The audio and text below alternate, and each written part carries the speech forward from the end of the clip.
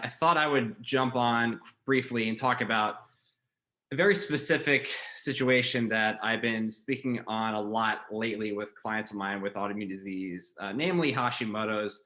And I'm kind of targeting Hashimoto's in this discussion. However, it does apply to pretty much anybody with an autoimmune disease, as I see traditionally with working with a wide spectrum of people with autoimmune disease. I mean, psoriasis and inflammatory bowel disease and MS and um, anxiety, PCOS, these sort of conditions. A lot of the things I find still overlap with these other kind of conditions. So we're talking about control, and this is something I spoke about briefly last week. But I'm going to share with you a couple graphics that I made momentarily. But when I'm talking about control, this is something that really resonates with a lot of women, considering that a lot of the people I work with are women are who are, excuse me, want a sense of control, or they feel powerless and helpless and really anxious if they don't have it. And during a pandemic right now, with everything going on, there's obviously a lot of loss of control, and that's quite stressful for a lot of people. And it's even more detrimental to somebody with an autoimmune disease like Hashimoto's if that's what's going on. And then on the other side of the spectrum, we have this desire to control everything because it's how we've been wired and programmed our whole life based on certain circumstances, which I'll get to in a minute. And so it's like this 1-2 punch. And this is exactly what I'm saying and what I see in terms of what is driving Hashimoto's and autoimmune disease. And I can tell you what, you can do all the best things in the world for your diet and your supplements and do LDN and do infrared and ozone and whatever quick fix thing you want to do. But I can tell you without a shadow of a doubt that if this is the pattern that you're in and have been in, and you're not getting the results that you want despite doing all the right things, no offense and no judging or blaming here, but that's why you're still stuck. That's why you're not getting better, okay? Because these are the sort of things that don't get talked about enough of, and there's no protocol for it, right? That's why it's hard. It's also why no one likes to address these things, let alone being aware of it. But you have to understand that these are things that really shape your health and your physiology to an extent where there is nothing that you can just swallow or take that's going to make it go away.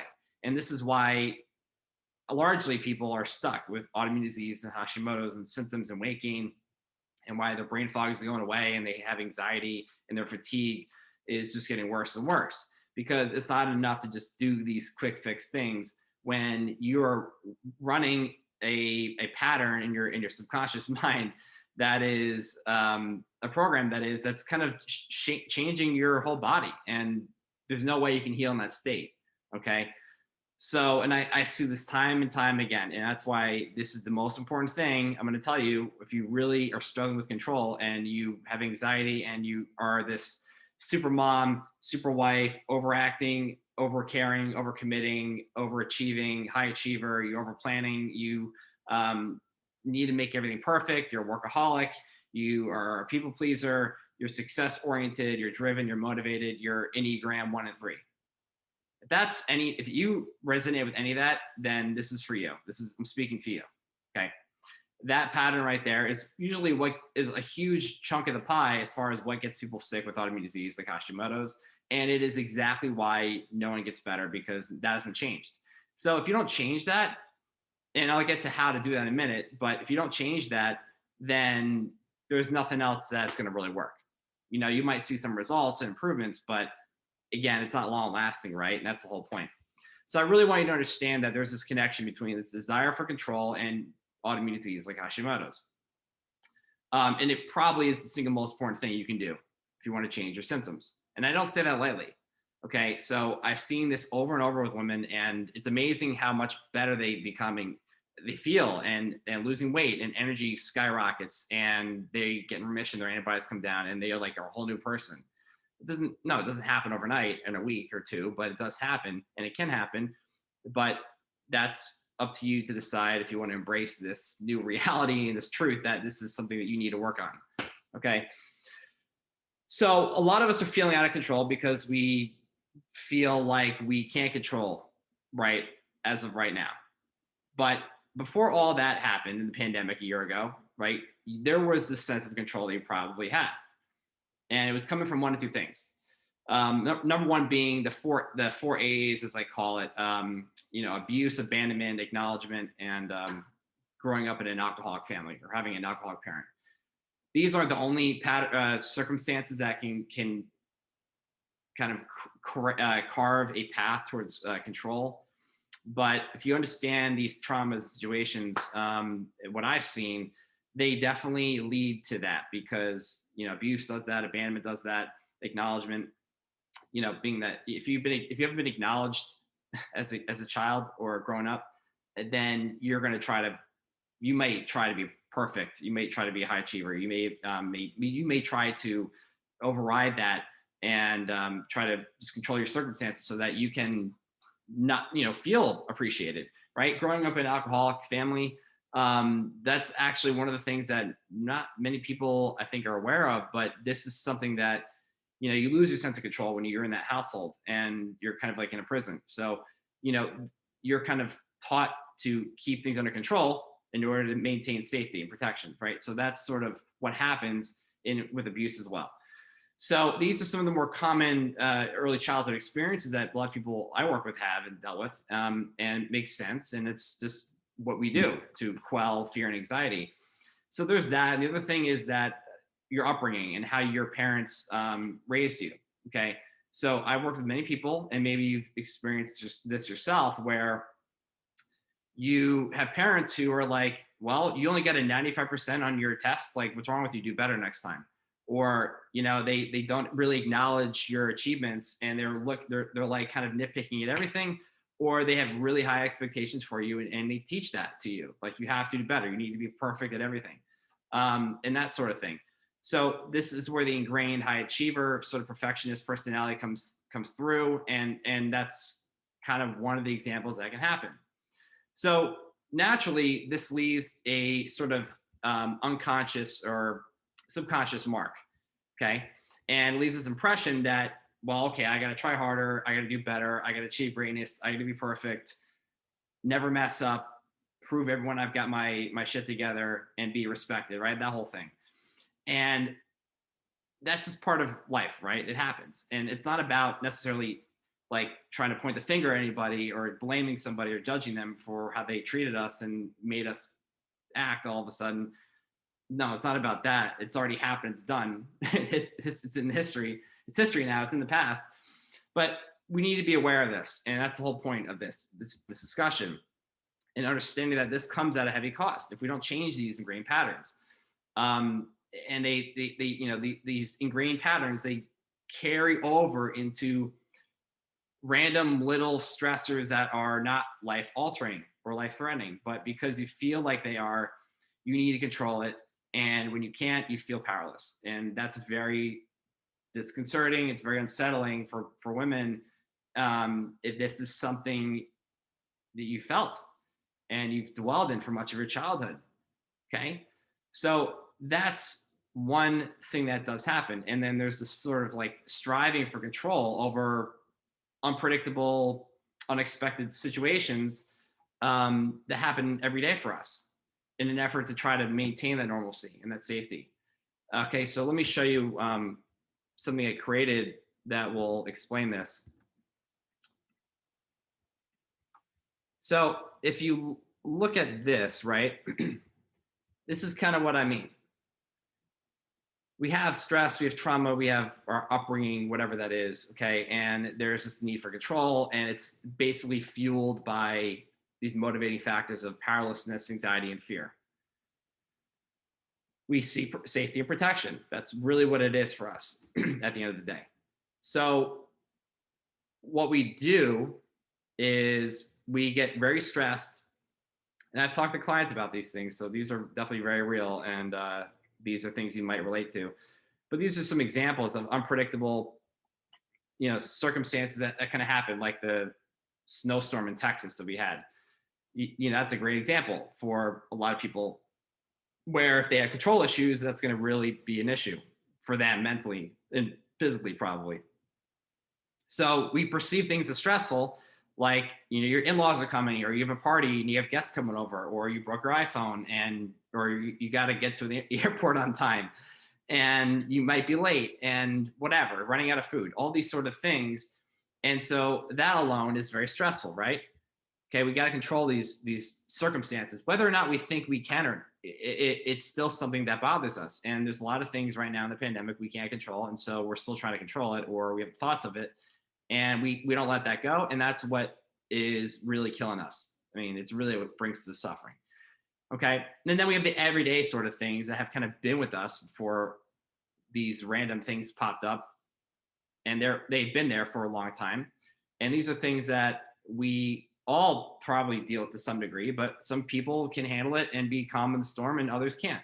And so the ones that aren't calm in the storm are the ones that want to control everything. They have to, control their body image and their diet all the time, their supplements, make sure it's organized and perfect and at the right time, and exercise. And, and again, this bleeds into so many other different areas and domains of life, with relationships, and keeping tabs on people, and finances and money and personal freedom, and you controlling your disease or Hashimoto's or symptoms. I need to control this. I need to control this weight.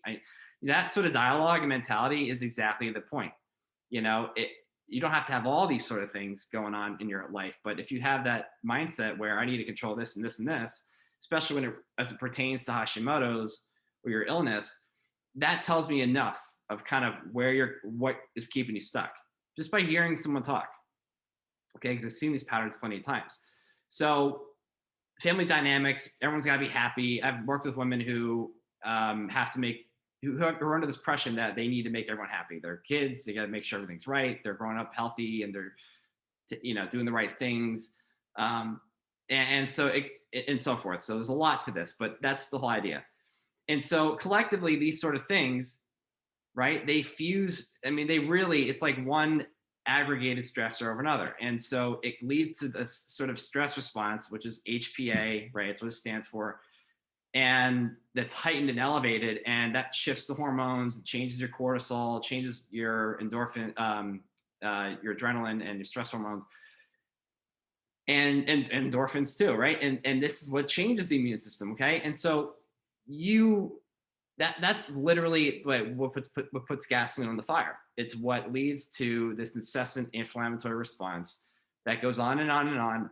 Even if you cut out gluten and dairy, and you take out BPA and toxins and all the things we know about that can contribute to autoimmune disease. But there's so many things out there that if you can't just do a couple things and assume that's going to get you better.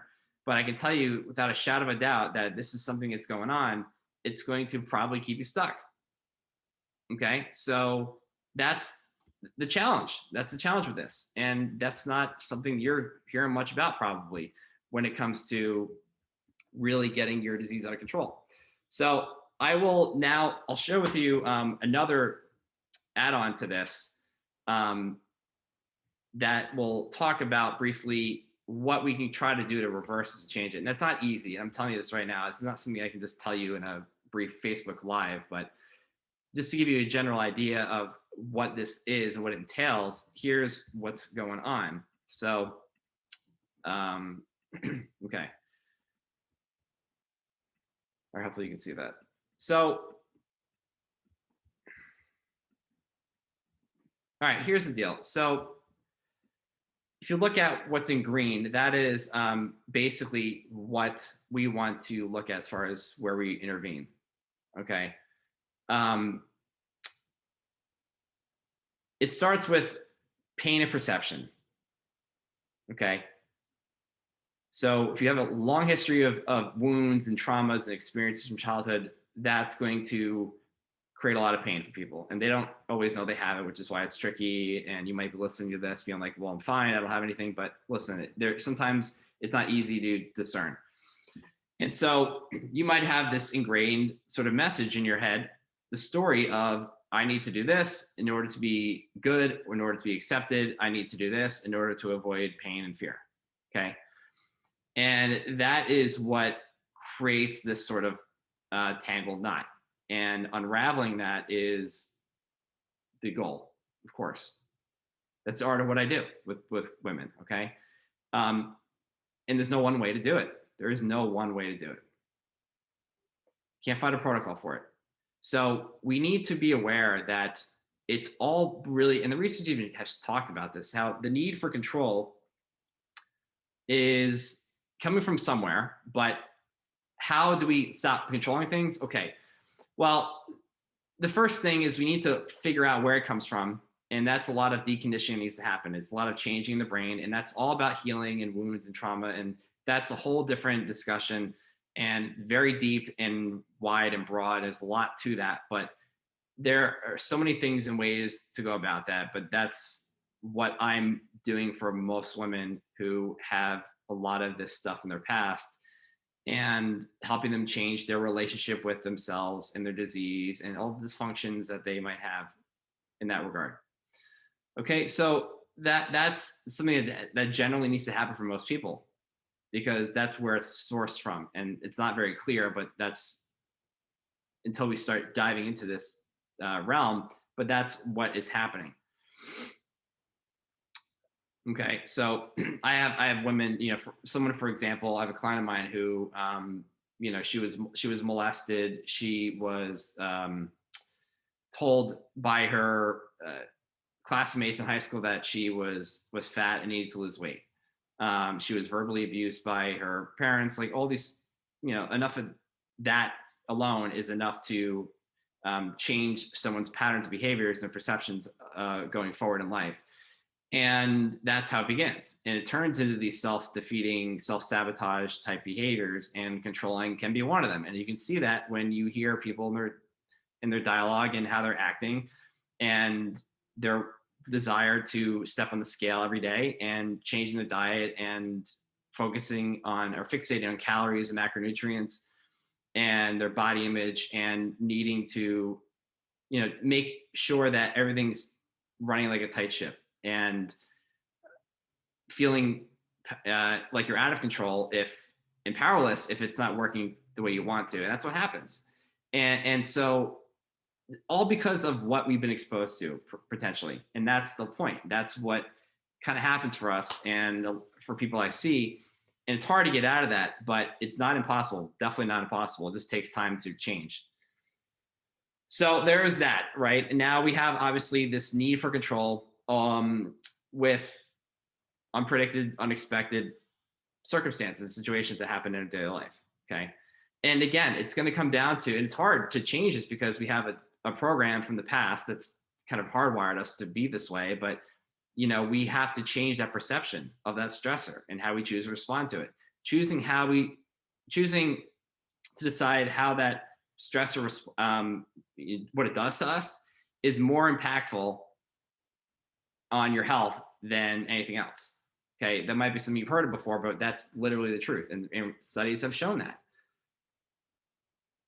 Okay, so being aware of things you want to control is a good start for you. If you want to kind of learn and see, kind of what it is that's out there.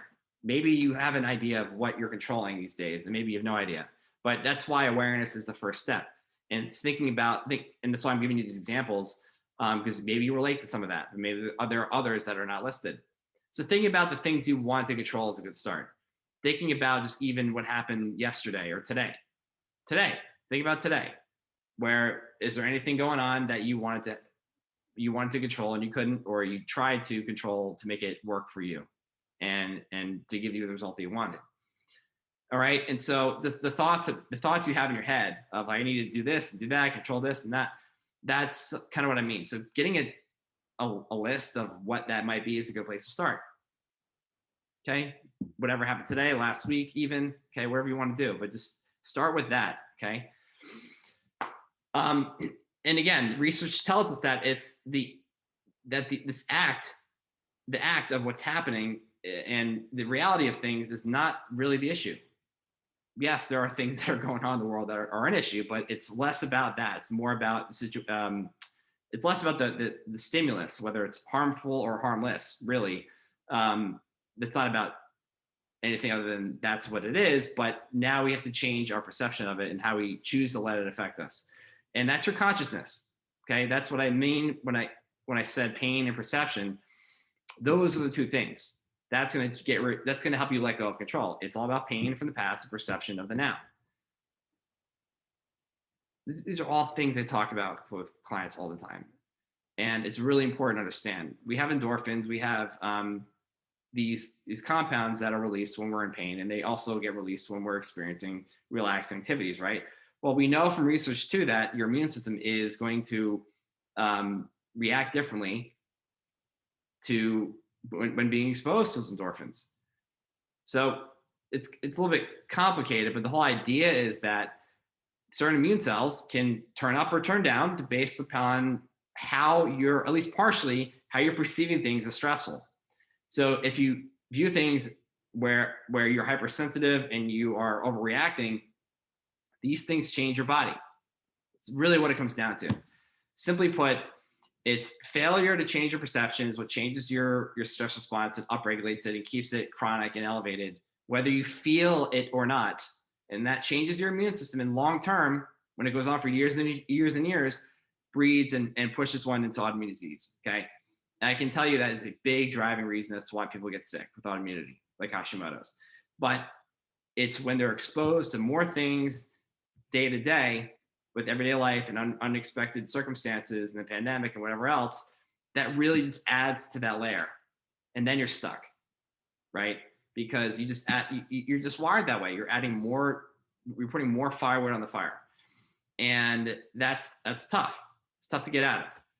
So really what I'm trying to say is if you want to control something, you control that.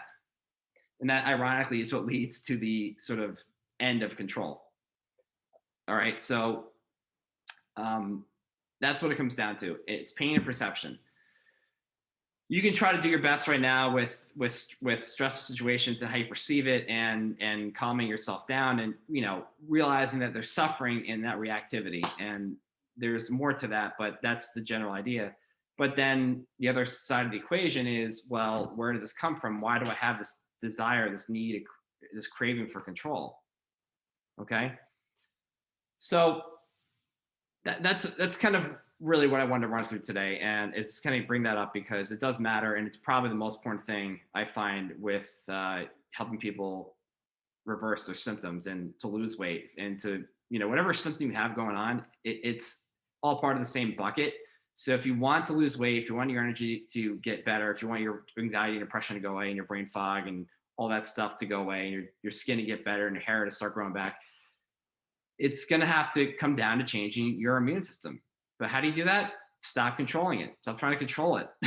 That's sort of the paradox. And so it's, again, not simple to do, of course not. But the whole idea is this is going to involve your own self-involvement and self-participation in exploring the different areas of your life where you think you didn't have control and why it's encouraging you to have it today.